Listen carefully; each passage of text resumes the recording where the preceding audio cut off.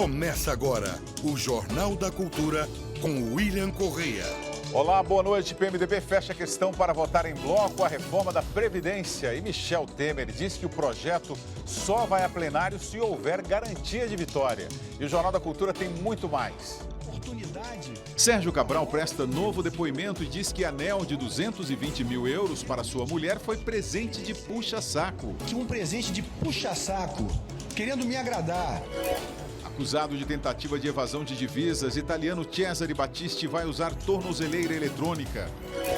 Brasileiro mostra sua honestidade ao frequentar locais onde pode pagar as compras sem ninguém no caixa. Um novo paradigma ético ou a disseminação de uma cultura da ética. Donald Trump avisa aliados que vai reconhecer Jerusalém como capital de Israel. Em época de equipamentos digitais, o livro de papel foi um dos itens mais vendidos na Black Friday. Tem umas coleções que eu comprei que saíram R$30. Presidente do Supremo, Carmen Lúcia, dá 48 horas para tribunais dos estados mandarem a lista com os salários dos juízes. NASA mostra como a nave coletora irá recolher o lixo espacial ao redor da Terra. E na bancada temos a presença do advogado criminalista Roberto Delmanto Júnior e o analista político e econômico Ricardo Senes. Participe com perguntas e comentários através do Twitter na hashtag Jornal da Cultura. O governo segue na busca por apoio para tentar aprovar ainda este ano a reforma da Previdência. O PMDB decidiu votar em bloco o projeto. O PMDB tem hoje a maior bancada da Câmara, com 60 deputados, e ainda espera que a executiva do partido chancele a decisão. Fechar questão no jargão político é quando a sigla ameaça punir congressistas que votarem contra uma posição pré-determinada. A expectativa do PMDB é servir de exemplo para outras siglas da base. Os parlamentares fiéis ao governo devem ter prioridade na distribuição do fundo partidário usado para a campanha eleitoral.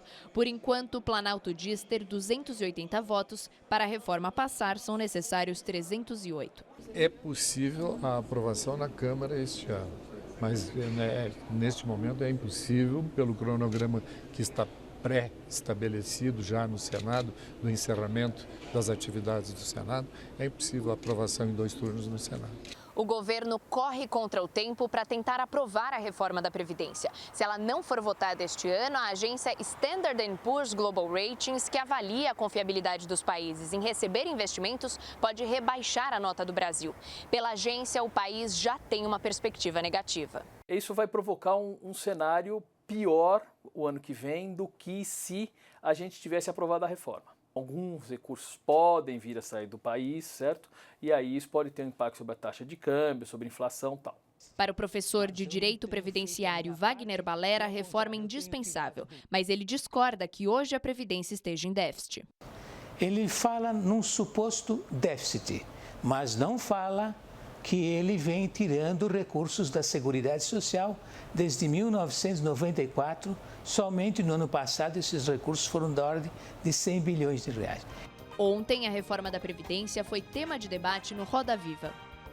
Estamos atrasados, é uma reforma na direção correta, ajuda a dar um tratamento mais justo, né? Acho que o governo está acertando em fazer essa proposta mais enxuta. Que nós vamos ver na próxima década, na ausência de reforma da Previdência, vários estados entrando em situações semelhantes a que aqueles estados que quebraram primeiro estão enfrentando. Piauí, Rio Grande do Sul, Rio de Janeiro. Ricardo Senes, boa noite. Boa noite, William. Ô Senes, a aprovação da reforma da Previdência é como se fosse um passaporte de credibilidade brasileiro para o mercado internacional, é isso? William, para o mercado internacional e para o mercado doméstico também, né? Doméstico também, né? Hoje, a principal variável para você projetar a viabilidade fiscal do Estado brasileiro passa pela Previdência, né? E no longo prazo, esse tem uma questão que é complicada politicamente nesse momento para discutir a questão da reforma. Por quê? Porque você tem a área que é mais crítica do ponto de vista de desigualdade, de ter uma ação injusta, socialmente injusta, é claramente a previdência da área pública. Esse é o mais regressivo, ele faz uma distribuição invertida de renda, etc. Porém, no médio prazo, ele está mais equacionado do que a do INSS. Então, assim, no curtíssimo prazo, o ápice da desigualdade do ponto de vista de uma alocação de recurso público é a previdência do servidor público, mas como já tomaram decisões, por exemplo, das pessoas que entraram antes, depois de 2003, já tem outro regime e tal, no curto prazo isso é um enorme problema e no médio prazo ele está mais resolvido. O caso do INSS é invertido. E acontece que ele a curva, quando você olha no longo prazo, do déficit que é a ser acumulado, caso mantenham-se as regras atuais, é desesperador. Então, o que acontece? Hoje, inclusive, numa discussão aí com alguns empresários, um sintoma desse é que você olhar os juros no curto prazo, ele está 3% os juros reais, mais ou menos. Quando você olha no longo prazo, o que está no mercado de longo prazo, ele já está 5,5%. Ele já está embutindo o problema fiscal em 10 anos. Então, isso para investidor é fatal, porque os caras não estão fazendo o investimento para um dia para o outro, ele está fazendo para pensar um ciclo para o futuro. Então, hoje a equação principal é a questão da Previdência para mudar essa linha de longo prazo do ponto de vista da gestão fiscal. Tem esse duplo problema que a gente precisa equacionar politicamente, mas, de fato, não tem outra alternativa senão a reforma. E o último ponto, Willi, essa reforma foi proposta no Fernando Henrique, foi proposta no Lula, foi proposta na Dilma e agora é no Temer. É mais ou menos a mesma proposta. Então, assim, é muito curioso e como muda o governo, às vezes as bancadas mudam de posição. Se, quando estiveram no poder, o PSDB, o PT e o PMDB, todos eles apresentaram propostas no mesmo sentido. Então, é óbvio que é um consenso, é óbvio. Os partidos já mostraram isso quando estiveram no poder. Essa proposta é muito próxima do que o Paulo Bernardo apresentou quando ele era ministro do ciclo Lula-Dilma.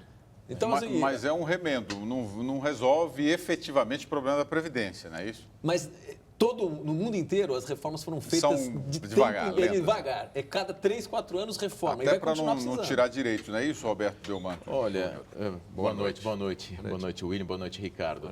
O que eu digo é o seguinte, o governo Michel Temer foi de uma inabilidade, sobretudo uma falta de sensibilidade, porque o que pega mais, o que prejudica mais é o regime próprio do funcionalismo público, como o Ricardo acabou de falar. Nós temos aí aposentadorias de R$50 mil, R$60 mil, R$100 mil, pensões, quer dizer, um absurdo, sendo que a grande maioria, a grande base é um salário mínimo. Não é? E o que acontece? O governo tinha que ter poupado o regime geral, que é do trabalhador do salário mínimo, e focado no regime próprio, que é dos funcionários públicos, esses aí que tem que ter as novas regras. Ele atacou os funcionários públicos, é verdade, mas ele atacou junto o regime geral do trabalhador ordinário, do trabalhador como nós, e aí você, mais uma vez, você põe a conta no trabalhador lá embaixo que tinha que ter poupado. Tanto que eu vi uma entrevista do deputado Arthur Maia, que é o relator, fiquei muito bem impressionado, que agora eles corrigiram essas punições que estavam sendo feitas no regime geral, melhoraram muito aquela questão de pagamentos na zona rural, de quem não tem nenhum recurso. Quer dizer, melhoraram muito a questão do regime geral, que não deveria nem ter piorado desde o começo. Quer dizer, houve um estrago do governo tremendo em termos de popularidade, porque atingiu o trabalhador, para depois hoje, depois de muita negociação, o Arthur Maia tirar tudo isso. Quer dizer, eu não sei onde esse governo tem a parte de comunicação, é lamentável, e ao mesmo tempo tinha que mostrar que o governo está sim executando esses bilhões que devem para a Previdência. É claro que está tudo sendo cobrado, mas tinha que comunicar. Devem centenas de bilhões, não é?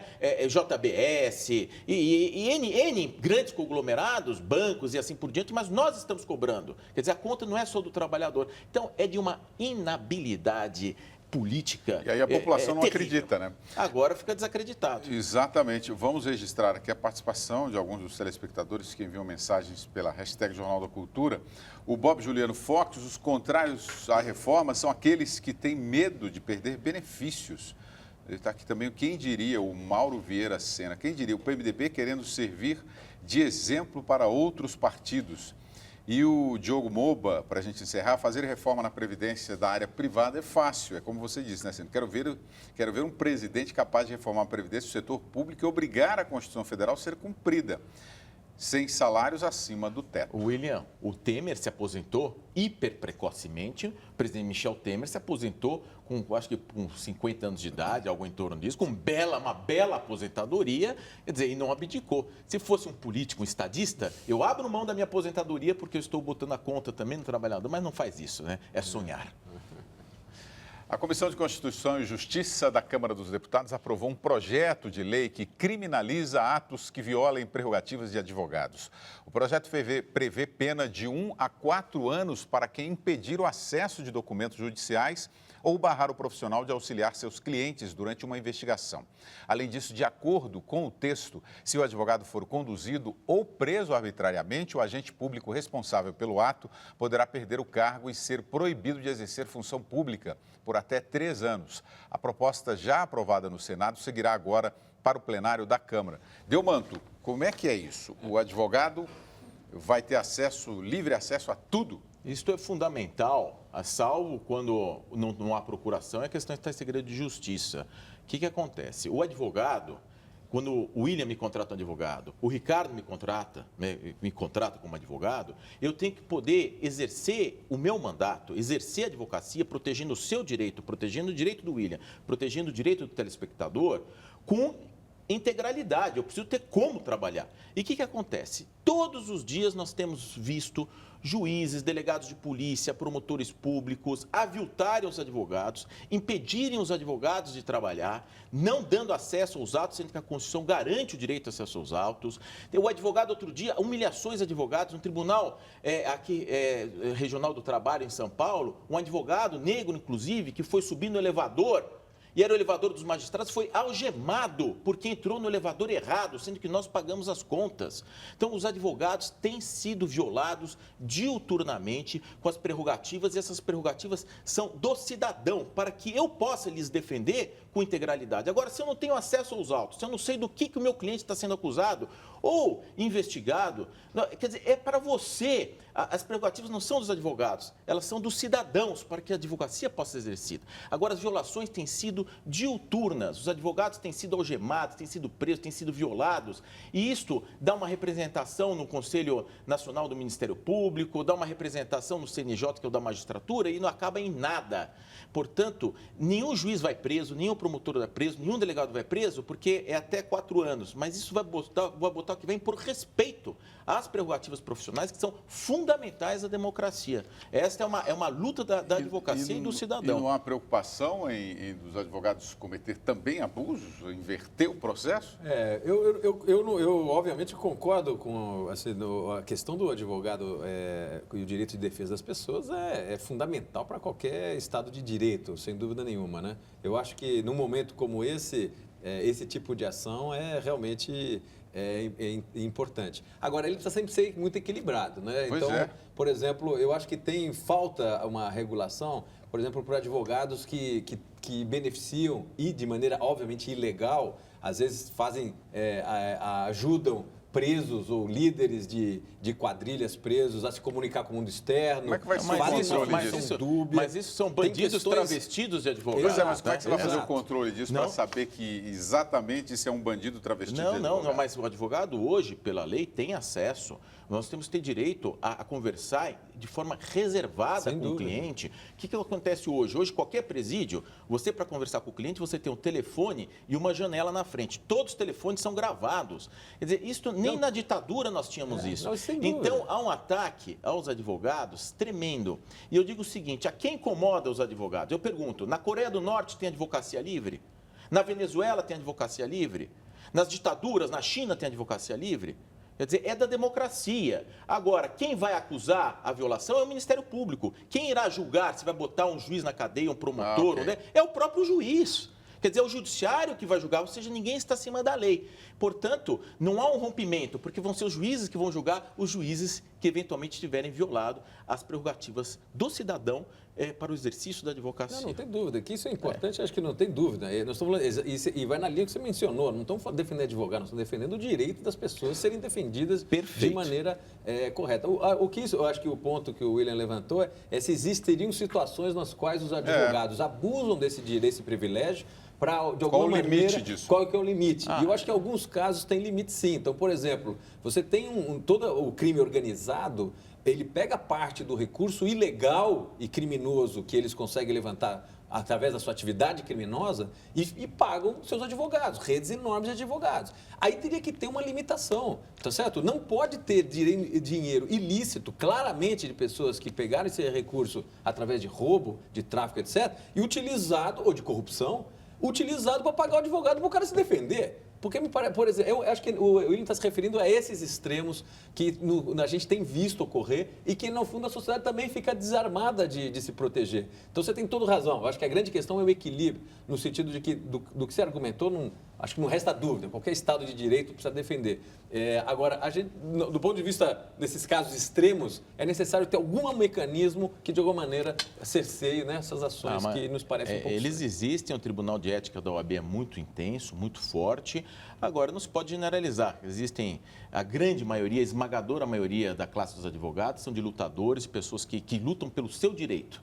E é o conflito da democracia, né? É assim que nós temos que caminhar. Muito bem, vamos seguir. Agora, uma observação só, Delman. Para que precisa de elevador exclusivo para o magistrado? É um absurdo. Isso era na época do Império. É absurdo. Você tinha que mudar de calçada porque o magistrado estava passando. E algemaram o advogado e levaram preso porque ele entrou no elevador de suas excelências. Tem umas coisas, né? Um projeto em análise na Câmara dos Deputados quer que os detentos paguem pelo tempo em que estiverem na prisão. Os críticos da proposta dizem que ela só vai gerar mais benefícios aos presos ricos. Os que defendem a cobrança alegam que não cabe à população manter os custos de condenados. Quase 2 salários mínimos. É este o custo mensal de um detento em um presídio no Brasil. Nas penitenciárias federais, esse valor chega a ser 3 vezes maior. Um projeto de lei que tramita no Congresso quer que os presos paguem pelo tempo que permanecem na cadeia. A proposta aguarda votação na Comissão de Constituição e Justiça da Câmara. O certo seria pagar mesmo. Porque não é justo, né? Tudo que eles fazem e a gente ainda tem que pagar, né? Os gastos com os presos incluem alguns extras, como os deslocamentos. Quando um detento precisa prestar depoimento em outro estado, por exemplo, são usados aviões da Polícia Federal para transportar uma única pessoa. O empresário Marcelo Odebrecht vai deixar a cadeia no próximo dia 19. Depois de quase 3 anos preso, ele passará a cumprir o restante da pena em casa, com tornozeleira eletrônica. Viajará de jatinho entre Curitiba e a capital paulista. Será acompanhado até em casa por agentes federais. A Justiça autorizou que ele use um jatinho e pague as despesas do próprio bolso. Para alguns juristas, a proposta de cobrar pela estadia de detentos na prisão pode penalizar de maneira distintas ricos e pobres, porque o impacto financeiro da cobrança teria pesos diferentes em cada caso. No Paraná, um primeiro passo já foi dado em relação à cobrança de presos. Os detentos do estado que usarem tornozeleira eletrônica vão ter que pagar pelo equipamento e pelo serviço de monitoração. O ressarcimento do preso, do custo pelo uso da tornozeleira, ele se refere principalmente àquele preso que ele adquiriu o direito a progredir de regime e, nesse contexto, ele já tem a previsão de trabalho ou de alguma outra renda, ou aqueles que não têm notadamente capacidade financeira para custear a ferramenta, esses continuarão custeados pelo Estado. Senes, essa ideia é um pouco contraditória, não? Como é que o preso vai conseguir pagar pela sua estadia? William, esse acho que um desses temas que os populistas adoram usar, porque ele é muito simbólico e parece que você está, de alguma maneira, discutindo o tema da segurança de maneira mais ampla ou do funcionamento do Poder Judiciário. Isso é absolutamente secundário, um teminha pequeno diante do problema que a gente tem no Brasil do funcionamento do Poder Judiciário, em particular da questão da investigação criminal e da forma pela qual a gente combate crime. Tá certo? Essa ideia parece aquela brincadeira de cobrar bala, né, do sujeito que está condenado à morte, né? Ele paga, a família paga a bala que matou o seu familiar, como um ato simbólico. Nós temos tantos problemas do ponto de vista do funcionamento da justiça. Por exemplo, tem 40% dos presos hoje hoje nas prisões que estão sem julgamento. 40%. E aí, ou seja, isso é um problema que a gente tem que atingir. A gente consegue investigar, o sistema de policiamento, de investigação no Brasil consegue investigar 3% dos assassinatos do país. É isso que é impunidade, isso que é ineficiência. Querer levantar um tema de um sujeito que, na média, não tem renda nenhuma e quando é preso vai ter, obviamente, menos renda ainda, para pagar ao próprio... É questão de um tema de populista que não quer discutir o tema para valer, o tema da justiça e do funcionamento da polícia, e fica achando esse tipo de tema, porque aí, na opinião pública, gera uma reação, não, é verdade, esses caras vão ter que pagar pelo que fizeram. E, na verdade, o problema é muito mais grave, está em outro lugar e não nesse tipo de ação. Olha aqui, ó, Delmanto, o Márcio Ramos, temos uma mão de obra barata e saudável nos presídios, os próprios presos pagariam através do trabalho. O Michael Kovacic, o detento vai preso por lesar alguém, não tem que devolver o lesado, por que não pode se pagar na prisão? Então, vamos lá, olha, eu estou revoltado. Revoltado com o populismo deste senador Valdemir Moca. É populismo, é mentira, telespectador. Pelo seguinte, o preso, todo preso, já tem o dever de trabalho.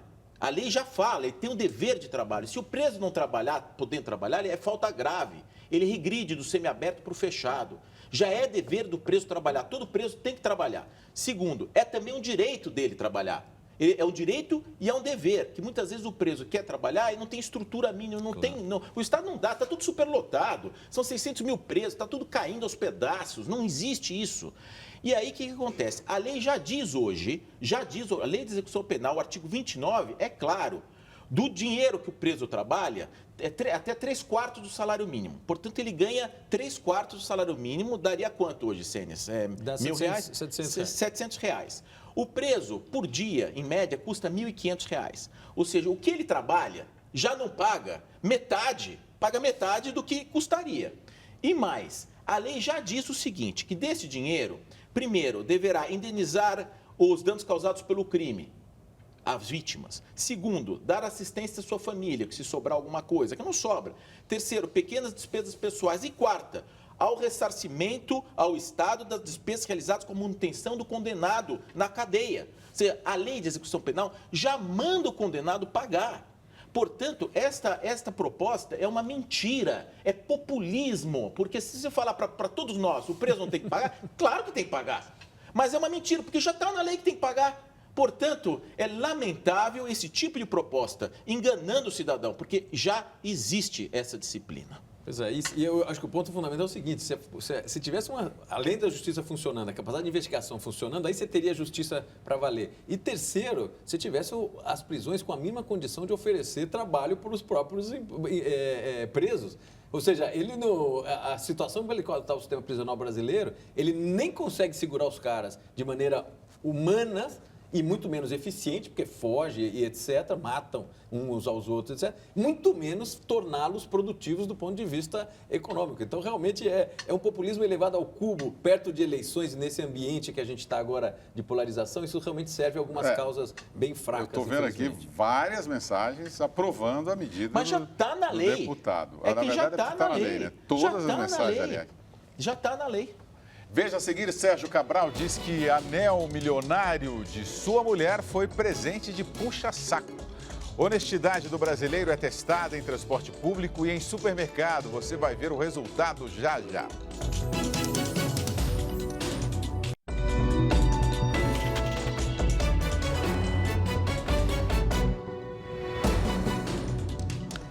Comprar e pagar sem ter ninguém vigiando. Comércio e serviços testam sistemas onde o consumidor faz tudo sozinho. Um verdadeiro teste de honestidade que tem dado bons resultados. Quanto você pagaria por esse cafezinho? Os donos dessa cafeteria no centro de São Paulo sugerem um preço médio pelo produto. Mas a decisão final sobre o valor é mesmo do cliente. Um teste de confiança para os consumidores e para os empresários. No final do dia, quando a gente vê tudo que saiu, o dinheiro que entrou, seria compatível com o que a gente cobraria com um preço fechado. Com a diferença que a gente consegue estabelecer uma relação com as pessoas que em outros lugares talvez não aconteçam. Você torna acessível, né, para as pessoas poderem ter um café de qualidade, poderem ter produtos de qualidade, podendo pagar o que elas podem pagar e dar o valor que elas acham que aquele produto tem, né? Também no centro da capital paulista, esse supermercado disponibiliza caixas de autoatendimento. E são os próprios clientes que registram as mercadorias e fazem o pagamento. Tudo sozinhos. O sistema está disponível aqui no supermercado há 2 meses, mas poderia ter sido implementado antes, não fosse o receio dos donos do estabelecimento de que os consumidores pudessem burlar o sistema. Após o cliente registrar o produto, o equipamento vai solicitar para que ele coloque na sacola, ou seja, é uma segurança para o cliente para evitar que ele possa registrar 2 vezes, também para o estabelecimento para garantir que o produto tenha sido registrado. Até agora, o gerente não registrou nenhuma tentativa de fraude. A honestidade no comércio se repete também no transporte público. No Rio de Janeiro, o veículo leve sobre trilhos, o VLT, não tem cobrador. É o passageiro que valida a passagem. A concessionária esperava que pelo menos 30% dos usuários não pagassem pelo transporte. Mas 2 anos depois de ser implementado, o calote foi de apenas 10%. Essas experiências podem sim representar um novo paradigma ético ou a disseminação de uma cultura da ética e da honestidade que antes a gente não tinha. Delmanto, mas temos que avançar muito ainda, né? Principalmente o exemplo tem que vir de cima, tem que vir mais de cima, né? Olha, mas essa reportagem, sem dúvida, William, agora essa reportagem me lembrou um mito do Anel de Giges. Na antiga Grécia, há esse mito em que Giges encontrou um corpo carbonizado e havia um anel, como uma aliança dourada. E ele pegou esta aliança e colocou. E ele percebeu que quando ele colocava essa aliança, ele ficava invisível. E aí vem o questionamento, se você realmente é honesto, a pergunta que se faz é, se você fosse invisível, se nós fôssemos invisíveis, nós praticaríamos as mesmas condutas que as fazemos sob vigilância? Então, assim, você vai no VLT, você vai no supermercado, não tem câmera, eu sou honesto, eu estou invisível porque não tem nenhuma câmera, eu pagaria igualmente ou não? Eu só faço porque eu tenho a visibilidade. Portanto, é muito, muito interessante isso. Eu acho que o Anel de Giges está voltando aqui ao nosso questionamento. Né? Mas sabe, a minha impressão, William, é que o grosso das pessoas, isso vale no Brasil, vale em outros lugares, o grosso das pessoas é honesta. Mas o grosso, o que você tem é um problema de percepção no sentido de que tem desonestos em tudo quanto é lugar, tem. Mas o destaque que se dá para os desonestos, não, pensa no nosso meio de vida, as pessoas, nossos familiares, etc. Porque os desonestos estão no topo, Sênis. A grande maioria, né? Você tem um problema e ele desvia de cima, e arrasa toda a população embaixo. Eu acho que você tem assim, um problema de... Se o cara percebe que o ambiente é injusto, ele tem mais incentivos para ser injusto. Mas mesmo num ambiente onde ele percebe que é injusto, se você tiver uma certa linha de conduta, você não pensa em se beneficiar. Por exemplo, o Rio de Janeiro está afundando do ponto de vista de conduta pública, da gestão. E você vê um comportamento, por exemplo, nesse VLT, que eu pego toda semana, inclusive, quase cada 2 semanas, que é surpreendente. Você fala, olha, tem alguma coisa disfuncional. Mas não é que é disfuncional. A regra é as pessoas entenderem que aquilo é um bem coletivo, etc. O problema é quando o exemplo vem de cima e ele começa a gerar uma certa percepção de que, olha, eu sou trouxa aqui, e porque, na verdade, nenhuma sociedade vive. Se você pensar que você só pode, se você segue regra, se você estiver sob vigilância, você não para no sinal vermelho, você faz o que você quiser, você pode bater em qualquer pessoa na rua, porque a chance de você ser preso é baixíssima. Então, assim, as pessoas não funcionam. A questão da vigilância ela é importante, mas ela não garante ordem e cooperação. Então, assim, essa matéria é interessante, porque mesmo nesses ambientes, William, a gente precisa botar mais fé nesse tipo de coisa. As pessoas tendem a fazer o correto, tá certo? Ainda que os exemplos forcem, tensionem, gerem às vezes essa percepção, brasileiro todo é sem vergonha. Pô, só se for a família do cara. Tá dizendo? A minha não é assim, e a média das minhas amizades não são assim. Mas também tem a questão da qualidade do serviço, né? E o efeito manada. Estou de acordo. Por exemplo, o serviço está bem prestado, o VLT está limpo, está tudo, e as pessoas que estão lá estão se comportando adequadamente e pagando lá e validando o ticket.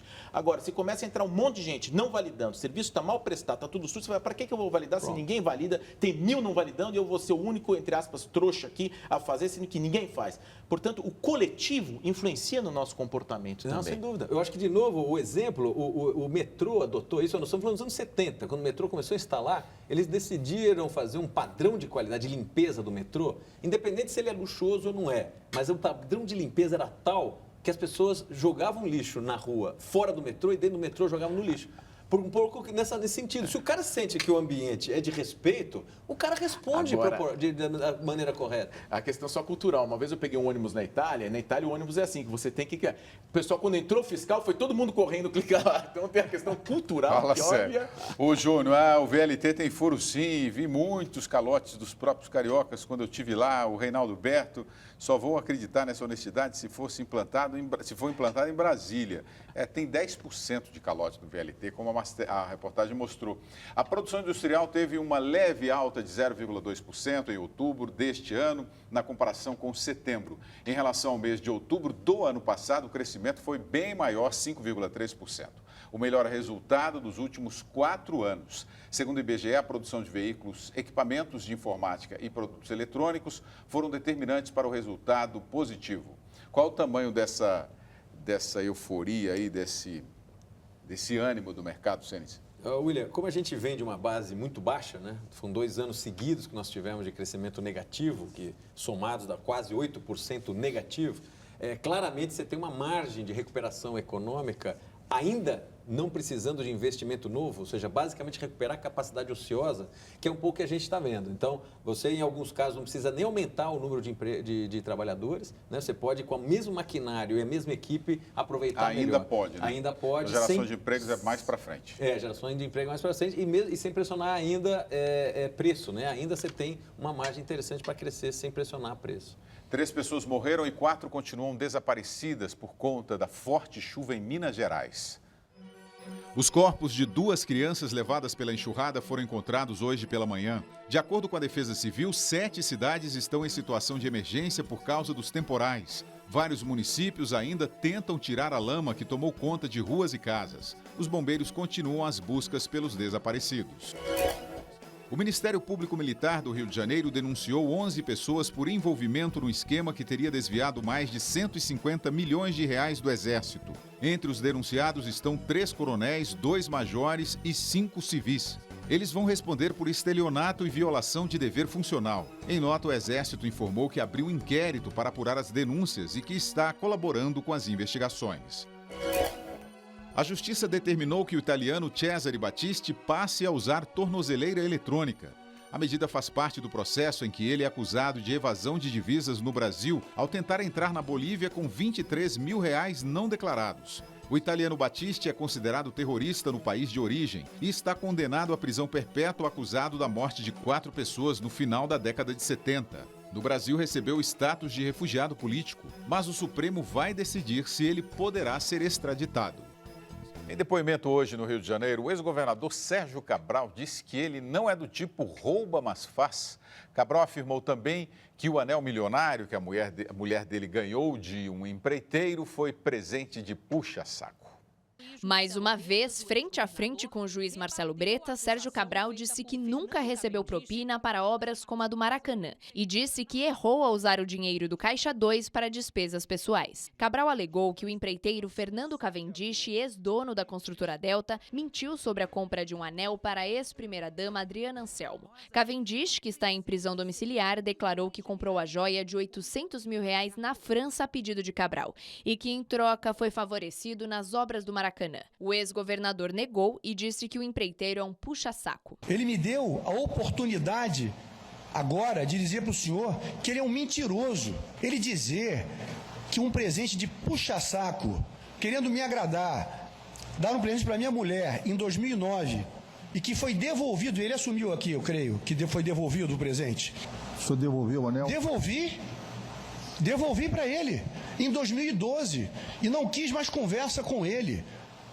Nós rompemos relações. Sérgio Cabral disse que não é um político do tipo rouba mais faz. Excelência, eu não sou o Adhemar de Barro, rouba mais faz. Eu não sou. É por aí. Nós não sou rouba mais faz. Eu realizo.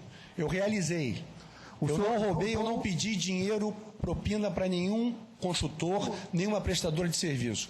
Cabral está preso no complexo de Benfica, no Rio de Janeiro. Em setembro, ele foi condenado a mais de 45 anos de prisão por corrupção, lavagem de dinheiro e organização criminosa, na maior pena já aplicada a um político no país. Cabral ainda é réu em outras 15 ações.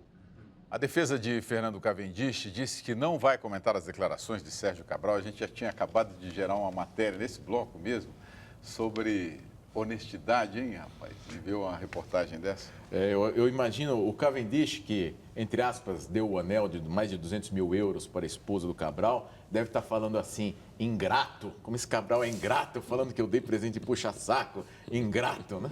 Como aceitou na época, É curioso, né? 2009, aí ele devolveu em 2012, quer dizer, por que ele ficou 3 anos com o anel se em fosse mãos? exatamente, se fosse uma questão Os dedos, né? ética de não aceitar presentes, que seria obviamente uma corrupção, um presente desse naipe não é um presente, é uma corrupção, por que ele esperou 3 anos, né? Então, agora, e o caso do Cabral, assim, tem tanta evidência, né? E, além disso, não basta a evidência, a gente sabe que precisa ser julgado. Ele já foi julgado, né? É um volume de provas que se montou contra ele e contra um grupo do qual ele fazia parte, que ele tem a cara de pau, né? De ir lá e falar que não roubou.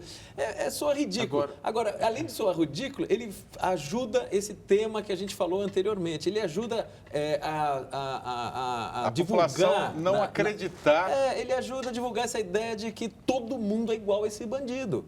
Não é porque esse cara é bandido e outros são bandidos que 99% da população é bandida. O caso do VLT é interessante.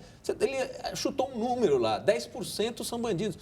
Os são bandidos, vão dizer honestos, vão dizer no limite, tá certo? Então, mas não é a representação da sociedade brasileira. E não dá para como comparar um sujeito que não paga um bilhete de R$3 com esses que roubam milhões de reais. Quer dizer, há violações, pequenas violações éticas no cotidiano que você não pode dizer que a pessoa, porque violou isso, ela é uma corrupta.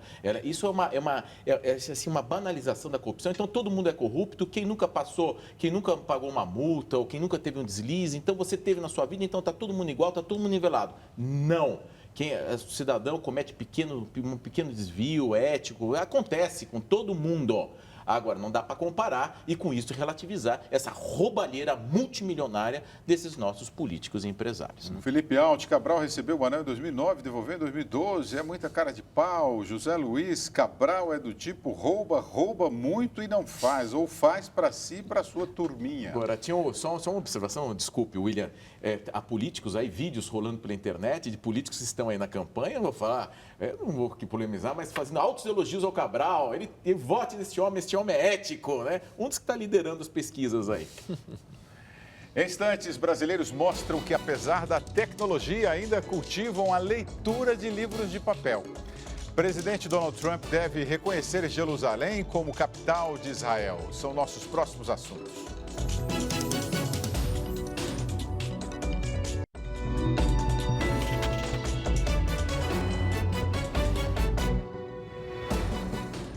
Depois dos celulares e roupas, o terceiro produto mais vendido durante a última Black Friday foram os livros.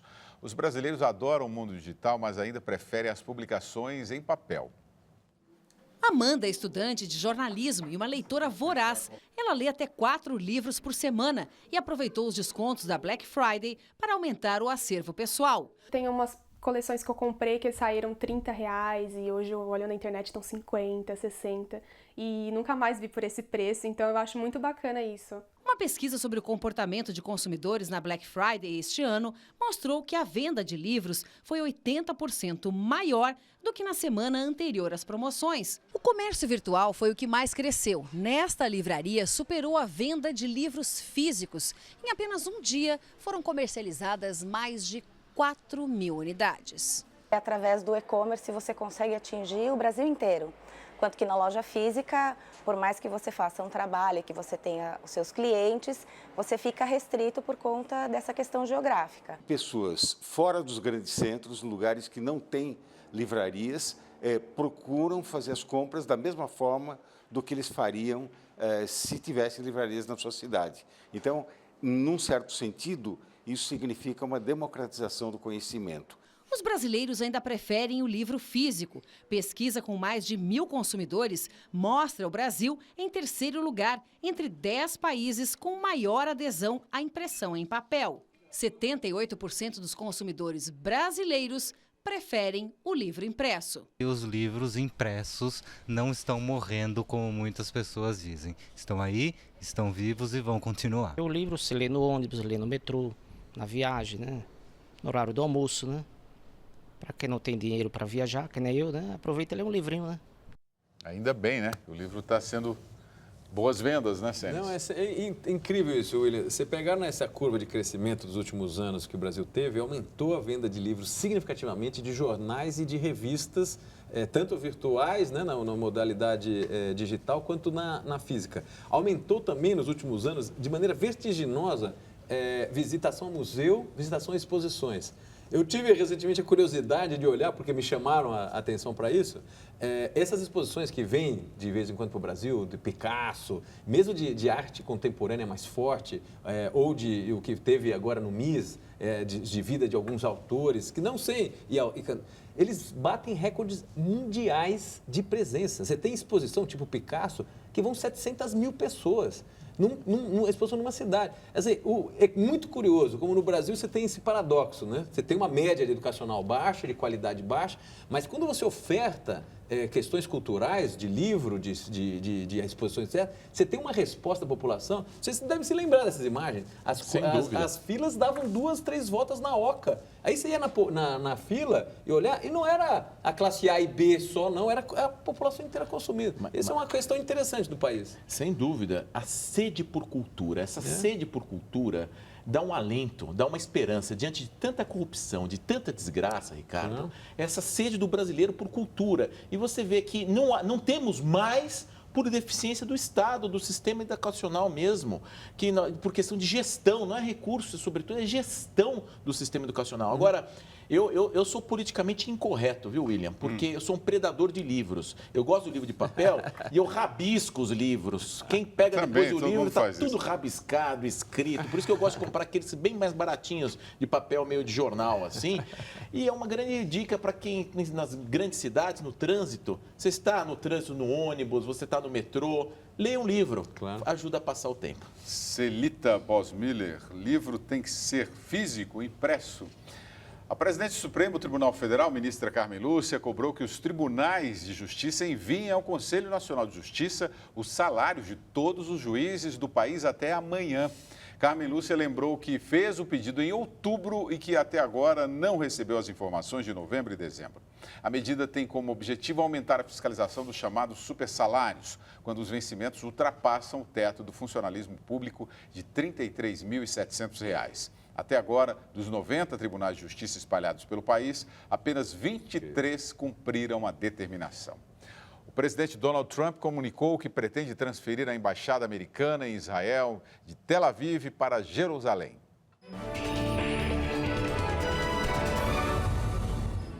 A mudança, que deve ocorrer em 6 meses, provocou polêmica, porque significa que os Estados Unidos reconhecem Jerusalém como capital israelense e não palestina. Considerada sagrada para judeus, cristãos e islâmicos, Jerusalém é o principal atrito entre israelenses e palestinos que reivindicam o status de capital definitiva de suas populações. Grupos radicais palestinos convocaram 3 dias de revolta. O governo da Espanha retirou a ordem de prisão internacional contra o ex-líder catalão Carles Puigdemont e seus 4 ex-assessores, mas manteve a ordem de prisão espanhola, ou seja, caso voltem ao país, eles poderão ser presos. Todos são acusados de rebelião e violação da Constituição pela declaração ilegal de independência da Catalunha no mês passado. O grupo fugiu para a Bélgica por considerar que não tem garantias de um processo justo na Espanha. Serra Leoa vendeu um diamante de 709 quilates pelo equivalente a 21 milhões de reais em Nova York. O governo africano disse que pela primeira vez o dinheiro de uma pedra preciosa será revertido para projetos sociais no país. A joia foi batizada de Diamante da Paz, em contrapartida ao período de disputas, mortes e contrabandos das pedras preciosas em Serra Leoa. A seguir, os 85 anos de Little Richard, um dos criadores do rock. Cientistas querem recolher lixo da órbita terrestre com rede e arpão. Aguarde só um instante.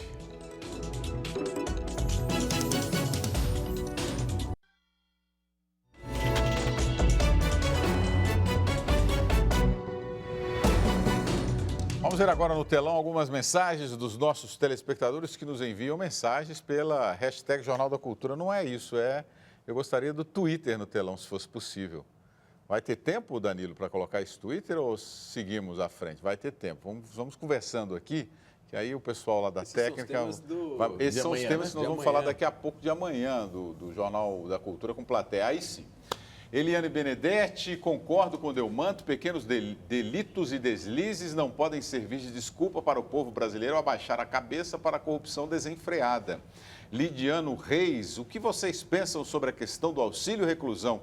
E o Márcio Ramos, elevador exclusivo para magistrados só neste Brasil colonial. O que vocês querem comentar aí? Olha, eu vou nesse primeiro, porque eu acho que o comentário do Delmante, que a telespectadora destacou, faz sentido. Nós estamos falando de coisas, de dimensões muito distintas. Mas a gente não pode ter relativismo do ponto de vista da conduta, né? Um pequeno delito e um grande delito, eu acho ambos que é crime. São delitos. A grande questão aí é a posição que você está em relação à sociedade. Delito, então, por exemplo, um sujeito que é eleito ou para representar a população, ou ele tem a função primordial de gerir um recurso público, tá certo? Esse cara, obviamente, ele tem que ter uma penalidade muito acima.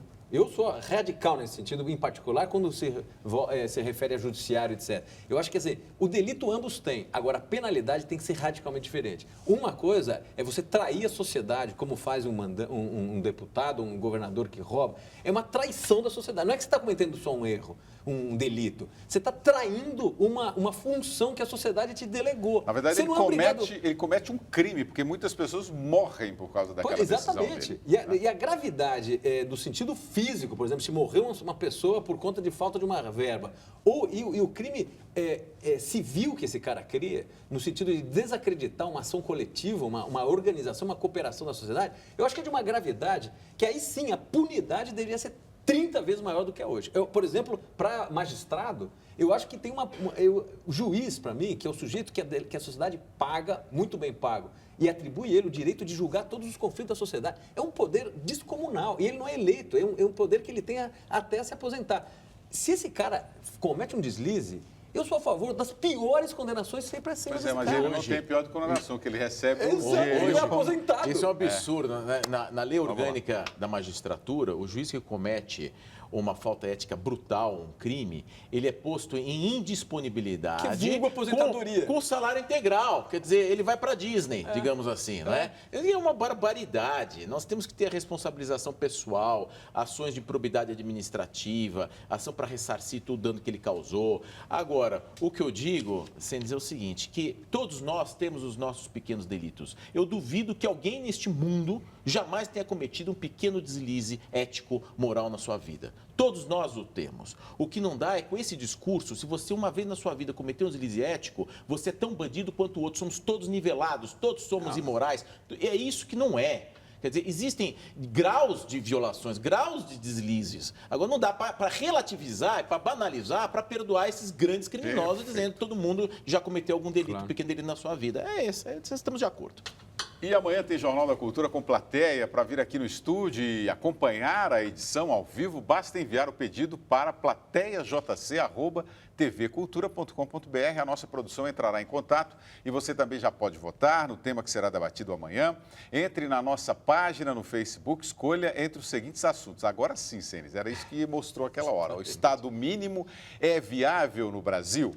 Voto eletrônico versus voto no papel e universidade pública paga. A plateia vai participar das discussões com os comentaristas de amanhã, o filósofo Luiz Felipe Pondé e o economista Antônio Corrêa de Lacerda. No último bloco do jornal, já estaremos ao vivo com a plateia e depois das 10h15 continuaremos por mais meia hora no YouTube e no Facebook. Quarta-feira é dia de Jornal da Cultura com plateia. Vocês votariam em qual desses temas? Eu não voto eletrônico, voto papel, porque voto que nem mulher de César. Tem que ser honesto e parecer honesto. Se há alguma dúvida, e eu não acredito na urna, mas para aqueles que acreditam, mas tem que parecer ser honesto. Tem que ter impressão, tem que ter a contraprova. Elementar. Qual voto aqui, Sênex? Eu faria essa discussão sobre o Estado mínimo. Eu não concordo, mas o Estado mínimo acho que é um bom debate para um país que tem um Estado com essas deformações todas que a gente tem hoje. Muito bem. Atualmente, há mais de 100 milhões de objetos perdidos orbitalmente ao redor da Terra. Para resolver o problema do lixo espacial, a NASA e a Agência Espacial Europeia vão lançar ano que vem uma nave Gari.